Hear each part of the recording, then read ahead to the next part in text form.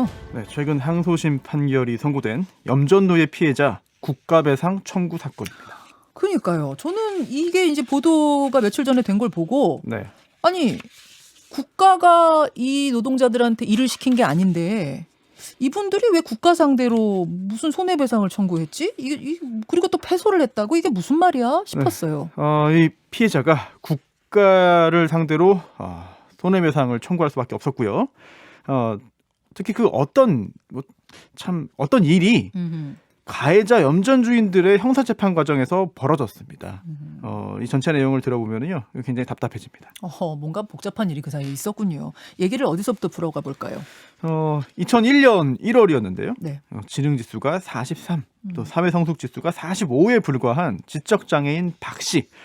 자기 이름하고 주민등록번호만 겨우 쓸 수 있었고요. 한글을 못 읽어요. 네. 그런데 직업소개서를 통해서 전남 신안에 있는 한 염전에서 일하게 됩니다. 네. 그리고 염전 주인 A씨 2014년 2월까지 14년 동안 돈을 안 주고 힘든 염전 일을 시켰죠. 이때 굉장히 파장이 컸어요, 이 사건. 네. 14년 일했는데 임금 한 푼도 못 받은 거죠. 뭐 그뿐만 아니고요. 예. 밖에 나가지 못하게 잡아놓고 또 숙식만 제공하면서 사실상 강제 노역을 시킨 겁니다. 그렇죠. 또 이제 소금 미는 작업을 이제 대파 작업이라고 하는데 그거 네. 잘 못한다고 뺨 때리고 이런 폭행도 있었죠. 그러다 14년 만에 어떻게 빠져나왔었죠? 그 과정도 상당히 소설 같습니다.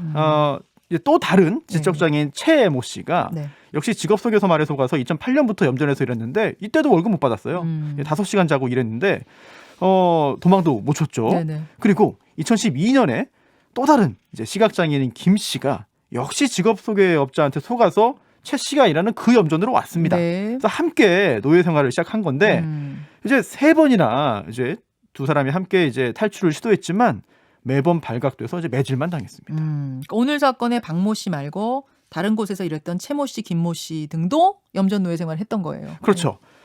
그리고 그 다음에 이제 조금 감시가 소홀해지기를 기다렸다가 네. 시각장애인 김 씨가 이제 읍내에 이발하러 다녀오는 길이었어요. 같이 이제 가는 거죠. 네. 그런데 그때 이제 서울에 있는 어머니한테 이제 미리 써둔 편지를 몰래 우체통에 집어 넣었습니다. 내용이 이래요.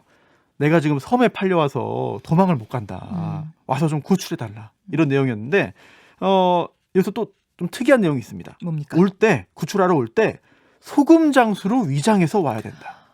그래서 정말 소금 장수로 위장해서 갔던가요? 그렇습니다. 왜냐면요, 이게 당시 염전 주인들이 이게 다 피하는 방법이 있었어요. 그래서 경찰이 온다, 인권조사에서 인권단체가 조사하러 온다 이러면 미리 다 소문을 듣고 노동자를 다 숨겨놓는 거예요. 하하. 네, 그래서 소금 장수로 위장하라고 한 건데 경찰에 이제 어머니가 신고를 하니까 예. 실제로 경찰이 소금 구매업자로 위장을 했습니다. 시키는 대로 했군요. 네, 그래서 여러 섬을 이제 일일이 탐문 수사를 했고 네. 결국 이제 김 씨와 최 씨는 1년 6개월 또 5년 2개월의 노예 생활에서 이제 벗어날 수 있게 된 거죠. 그러면 박 씨는요? 이번 사건 주인공 박 씨. 조금 전에 말씀드린 김 씨, 최 씨 구출 과정에서 박 씨도 알려진 거거든요. 네. 그런데 이 염전 주인 A 씨가 이 소문을 듣고 이제 박 씨를 목포의 한 여관으로 데리고 와서 감금시키고 이제 숨겨놨습니다. 박 씨는 숨겼어요? 네, 그래서 구출되지 못할 뻔했는데 다행히 이제 담당 경찰이 열심히 적극 수사를 해서 14년 만에 구출됐죠. 야, 목포 여관까지 데려가서 감금했다니 진짜 할 말이 없네요. 네, 우선 이 최 씨, 김 씨 사건부터 좀 짧게 좀 정리를 해보면은요. 네네. 이 염전 주인 B 씨 그리고 또 이렇게 장애인들 속여서 B 씨에게 데려간 무허가 직업소개업자 두 사람 이제 입건됐어요. 근데 그때 기자가 이 염전 주인한테 이렇게 물었습니다. 아니 탈출한 인부들을 왜 다시 끌고 왔냐. 그랬더니 이 염전 주인이 이런 말을 했죠. 집에서 키우던 개가 집 나가면 찾아요, 안 찾아요? 개 취급을 하는 거예요, 지금 노동자들을? 사람 취급을 안 한 거죠. 와. 이 염전 주인 B 씨에게는요, 징역 3년 6개월이 선고됐고, 네. 또 이 직업 소개업자들 이제 사기 전과가 많았는데도 징역 2년 6개월형이 확정됐습니다. 이거 너무 낮은 거 아니냐라는 생각하시는 분들 많을 텐데 이 형량을 기억하셨다가 잠시 후 이제 오늘의 박 씨 사건과 비교해봐야겠습니다. 자, 그럼 박 씨 사건으로 다시 돌아오죠. 직접장애인을 14년 동안이나 노예처럼 부려먹은 염전주 A 씨. 이 사람도 재판에 넘겨졌을 거 아니에요. 박 씨가 구출됐으니까. 네. 그렇죠. 뭐 영리유인, 준사기, 감금, 또 근로기준법 위반 등으로 구속돼서 1심 재판 받았어요. 네네. 그런데 이 변론 종결일까지 1심 변론 종결일까지 이제 박 씨와 합의하지 못했고 이제 5천만 원 공탁금 걸어놨거든요. 그러다가 이제 선고 사흘 전에 추가로 3천만 원을 공탁했습니다. 총 8천만 원 공탁한 거죠. 그리고 중요한 일이 발생하는데요.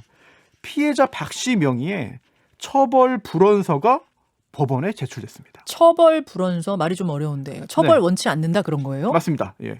피해자가 이제 그 피고인의 재판을 받는 피고인 가해자의 처벌을 원치 않는다는 뜻을 예. 적은 문서죠. 이제 주로 합의금을 주고 이제 합의가 이루어지면 네. 이제 그 대가로 법원에 저는 이제 합의했으니까 용서했습니다. 처벌하지 말아주세요. 선처해주세요.라고 하는 거를 내게 되는데 그게 바로 이 처벌 불원서인 거죠. 아니 근데 박 씨가 A 씨 처벌을 원치 않을 리가 없잖아요. 그런데 그 상황에 따라 다르고 그거는 또 돈도 많이 받았으면은 합의해줄 수도 있는 거죠. 실제로 작성할 수 있는 거죠. 그런데 실제로 이 박 씨가 정말 A 씨의 처벌을 원치 않았는가 이 부분이 문제인 거예요. 그게 핵심인 거죠. 예. 예.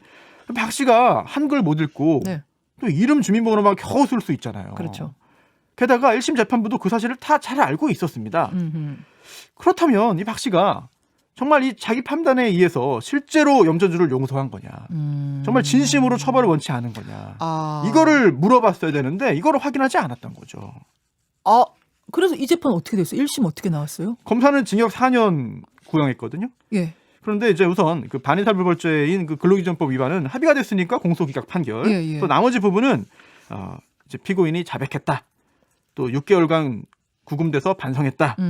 8천만 원 공탁했다. 그리고 무엇보다 피해자가 피고인의 처벌을 원치 않는다. 처벌 불원서. 네, 등의 이유로 징역 2년을 선고하면서 집행을 4년 동안 유예했습니다. 석방됐어요? 네, 징역 2년에 집행유예 4년. 아니 아까 기억하라고 우리 손탐정이 그랬던 그 케이스는 3년 6개월 실형 받았는데 그렇습니다. 요 케이스는 석방 집행유예. 그렇죠. 예. 특히 아까 3년 6개월 그 실형받은 염전주 B 씨는요.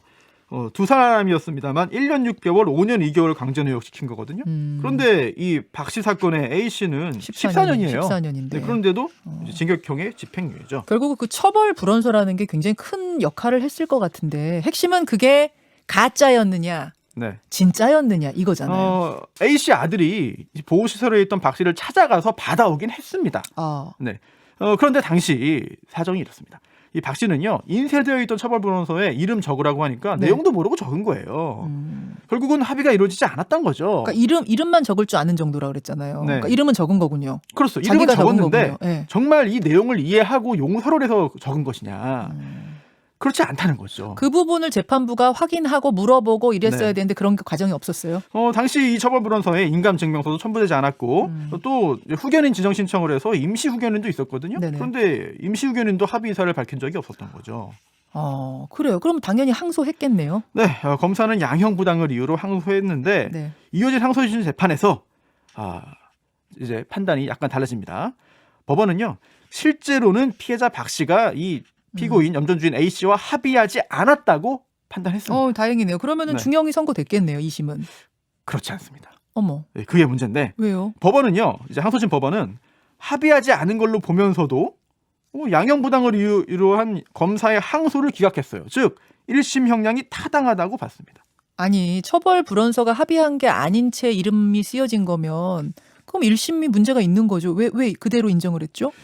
당시 그 비슷한 염전유예 사건이 여러 건이 있었거든요. 법원에. 맞아요. 그런데 이제 합의금 8천만 원 가량 공탁하면 징역형의 집행유예 판결이 나오는 경우가 많았습니다. 그리고 이제 검사가 이제 2심 판결에 더 이상 불복하지 않아서 이제 그대로 확정이 된 상태인데요. 글쎄요. 저는 조금 이해가 안 가는데 그 후에 어떻게 됐습니까? 네. 그래서 결국은 이 형사 재판이 이상하다. 잘못됐다, 문제 있다, 네. 판사들이 잘못한 거다라고 생각을 한 박 씨가 이제 국가를 상대로 이제 공무원인 이제 법관이 잘못했다. 결국 국가를 상대로 1억 원 손해배상 청구해소를 제기했습니다. 국가배상 청구를 한 거죠. 그러니까 박 씨, 그 노동자 박 씨 입장에서는 당연히 제기할 수 있는 소송이었겠네요. 그렇습니다. 사실 지적 장애도 있고요. 한글도 못 읽는 박 씨 명의의 처벌불원서가 제출됐는데 법원이 이거 진위로 작성됐는지 여부를 확인하지 않았다는 것. 이건 드러났거든요. 이렇게 잘못된 재판으로 정신적 충격도 입었고 재판 절차 질서권도 침해됐고 또 항소심에서 증언하면서 추가적인 고통을 겪었다는 주장입니다. 자, 그런데 결과는 패소였어요. 네, 졌습니다. 국가의 배상 책임은 없다. 설령 재판에서 이제 법령 규정을 따르지 않은 법관의 잘못이 있다 하더라도 곧바로 국가배상법상 위법한 행위가 돼서 국가의 손해배상 책임이 발생하는 건 아니다. 그건 왜 그렇습니까? 네, 판결문에 이제 자세하게 근거를 들고 있는데 네. 우선 법관의 재판 사무 특성상 네. 법관이 위법하거나 부당한 목적으로 재판을 하는 등 이제 권한 취지를 명백히 어긋나는 어떤 특별한 사정이 있어야 국가의 배상 책임이 인정된다는 건데요. 이 사건에서 판사들이 일부러 한 건 아니다. 무슨 뭐 뒷돈을 받았다든지 네. 뭔가 그런 게 아니지 않느냐. 네, 이 내용은요. 사실 이 재판에서 갑자기 나온 건 아니고 지난 수십 년간 유지되는 대법원에 확립된 판례입니다. 그리고 또 이 부분도 굉장히 중요한데요. 이 판사들이 처벌 불원서의 진위 여부를 확인하지 않았잖아요. 예. 이거는 법관의 재량에 의해서 가능한 일이다. 처벌 불원서 진위 여부를 파악하는 건 재량이다. 재량. 네. 그래서 파악하지 않았다 하더라도 문제 없다. 뭐 이런 건데 이거 좀 잘 따져볼 필요가 있습니다. 네. 이제 서로 이제 그 증거들을 제출하잖아요, 재판에서. 그렇죠. 제출할 수 있는 걸 다 내고 또 조사도 끝나면 변론이 종결돼요. 네네. 그리고 그 다음에 그러한 자료, 증거들을 기초로 해서 법원이 판단을 해서 결국 판결을 선고하는 거죠. 그렇죠. 그런데 이 A 씨는요, 1심 변론이 종결되고 이제 선고 3일 전에 처벌 불원서를 제출했습니다. 이런 경우에 법관에게는 두 가지 선택이 있죠. 첫 번째는요. 네. 변론을 다시 엽니다. 재개하는 겁니다. 네네. 변론을 재개해서 끝났던 재판을 다시 열고 이제 확인하기 위해서 피해자를 증인으로 불러야죠. 그래서 정말 이거 쓴 거 맞습니까? 이거 진짜 서명한 거 맞아요? 용서했어요? 합의했어요? 어떻게 작성된 거예요? 왜냐면 또 이제 그 여러 가지 상황이 있으니까 이거를 그렇죠. 확인해야 되는데 진심으로 처벌불원서 작성한 건지를 확인한 다음에 다시 이제 변론을 종결하고 이제 고민을 한 다음에 판단해서 이제 선고를 하는 거죠. 두 번째는 두 번째는 이 처벌불원서는 사실 유무죄를 따지는 증거는 아닙니다. 형량에만 영향을 주는 양형 증거거든요. 그렇죠. 네, 따라서 엄격한 증명 대신에 자유로운 증명에 의해서 이제 양형에 반영하고 판결할 수 있어요. 재판을 다시 열지 않고 판단을 할 수 있는 증거입니다. 양형 증거입니다. 이게 둘 다 가능한 거예요, 법적으로는. 그래서 이 사건에서는 당시 법관의 재량에 의해서 두 번째를 택했군요. 네, 첫 번째가 아닌 두 번째 절차를 택한 거기 때문에 위법하지는 않다. 아니 근데 한글도 못 읽는 지적 장애인이었잖아요. 그렇죠. 네. 그러면 인감증명서 발급받지도 못할 사람이라는 것까지도 감안해서 이 처벌불원서에 대해 다시 좀 꼼꼼히 봐야 되는 거는 그건 당연한 일 같은데 그렇죠. 재량의 문제가 아닌 것 같은데. 당시 뭐 구속기간이 1개월밖에 남지 않았던 변수도 있었고 하지만 이제 그 부분을 확인했어야 되는데 이제 확인하지 않은 거고요. 직접 이름과 주민등록번호를 쓰긴 했어요. 근데 글씨도 삐뚤삐뚤했죠. 조악했죠. 또 인감증명서 첨부되지 않았지만 아니 당시에 인감증명 신고 절차를 밟고 인감증명서 발급받을 상태로 보기 어려웠다라고 한 거죠. 결국 처벌불원서를 인정하는 판단을 할 수 있다고 본 겁니다. 이제 법원은요. 이제 검사가 1심 선고 전에도 문제를 삼지 않았고 이 부분에 대해서 항소할 때도 문제 삼지 않았기 때문에 결국 항소심 법원이 판단하지 않은 거라고 지적했어요. 진짜 검사는 왜 가만히 있었는가? 그것도 진짜 의심스럽네요. 검사가 있었잖아요. 1심 판결 선고 3일 전에 제출됐는데 그때도 진짜 이게 진심에 의해서 작성된 건지에 대한 문제 제기를 검사도 하지 않았던 거죠. 않았군요. 하지만 이제 다른 비슷한 사건에서는 재판 다시 열었습니다. 그래서 피해자 증인으로 불러서 의사를 확인했고요. 그래서 제출된 처벌불원서의 효력을 인정하지 않은 재판이 있습니다. 그러니까 다른 재판에서는 진짜로 합의한 건지 아닌지 확인한 경우들이 있군요. 그렇습니다. 예. 그러니까 박 씨 측에서는 지금 이해할 수 없는 결과다 이렇게 얘기하는 거군요. 그리고 당시에 이제 판사들을 증인으로 신청했지만 이제 기각됐고요. 네네. 채택되지 않았고 또 이제 기피 신청도 기각됐고 또 이번에 이 재판 국가배상 청구 항소심에서도 또 패소했습니다. 지금 대법원으로 다시 네. 가져가겠다는 입장인가요? 이 노동자 박 씨는? 그렇습니다. 대법원 판단을 받아보겠다는 입장이죠. 참 어렵네요. 근데 14년 동안 못 받은 네. 임금을 다 받긴 받았어요? 이게 문제인데 이것도 별도의 또 민사소송을 진행했거든요. 예. 14년 동안 이제 1억 2천만 원 상당의 노무를 제공했다고 인정됐습니다. 예. 1년에 1,000만 원도 안 되는 거잖아요. 진짜 그러네요. 네. 근데 심지어 이 피고인 염전 주인이 이런 말도 했어요. 아니 최저임금보다 못한 임금으로 우리는 계약을 한 겁니다. 또 염전이 겨울에는 놀기 때문에 원래 임금 안 주는 겁니다. 또 숙식을 제공했으니까 그거는 공제해야 됩니다. 하하. 이런 주장했는데 이건 인정은 안 됐고요. 네. 이제 최저임금이 적용됐습니다. 그런데 사실 농촌의 평균 임금이 최저임금보다 훨씬 높아요. 훨씬 높아요. 근데 이게 반영 안 됐거든요. 아. 그리고 또 소멸시효도 있어요. 소멸시효가 이게 뭡니까? 이게 민사 일반 채권은 10년이고 임금 채권은 3년의 소멸시효가 적용됩니다. 그때까지 청구 안 하면 없어져요. 못 어허. 받아요. 그래서 이 사건에서도 그 중에서도 또 그나마 소멸된 게 있어서 일부만 받았습니다. 그 뒤에 3년만 네. 받는다든지 그런 거군요. 그래서 이 염전유해 같은 장애인 학대 사건에서는 소멸시효 규정 적용하면 안 된다.